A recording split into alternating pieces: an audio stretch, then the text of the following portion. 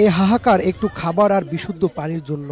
কয়েকদিন আগেও যাদের ছিল বিশাল অট্টালিকা, সে মানুষগুলো এখন নেমে এসেছে রাস্তায়। পানিবন্দী হয়ে পড়ায় নেই খাবার, পানি কিংবা জরুরি ওষুধ।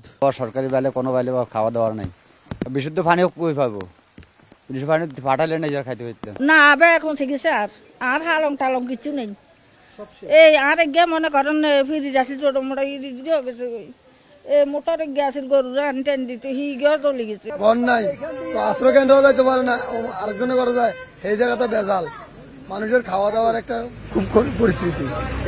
সময়ের সঙ্গে সঙ্গে পানি বাড়ছে নোয়াখালী ও লক্ষ্মীপুর জেলা। উজান থেকে নেমে আসা বন্যার পানি এবং টানা বৃষ্টিতে নিম্ন অঞ্চল প্লাবিত হয়েছে।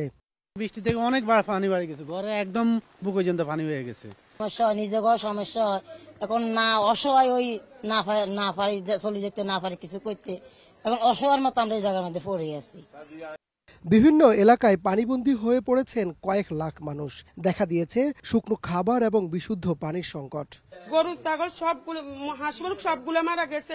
গরু আরেকখানে খুব অসহায় অবস্থা আছে, খাওয়া দাওয়া কিছু দিতে পারছে, শেষ সম্বলটুকু শেষ। আমার কোনো চলার মতো কোনো ব্যবস্থা নাই। আর গ্রামের দিকে ভয়াবহ অবস্থা, গ্রামের দিকে তো যাতায়াতের খুব অসুবিধা। বাঁচার আকুতি জানিয়ে কেউ রাস্তায় দাঁড়িয়ে, আবার কেউ নিজ বাসায় বসে অপেক্ষা করছেন একটু খাবার আর বিশুদ্ধ পানির আশায়। মাইনুদ্দিন আরিফ, দেশ টিভি, নোয়াখালী।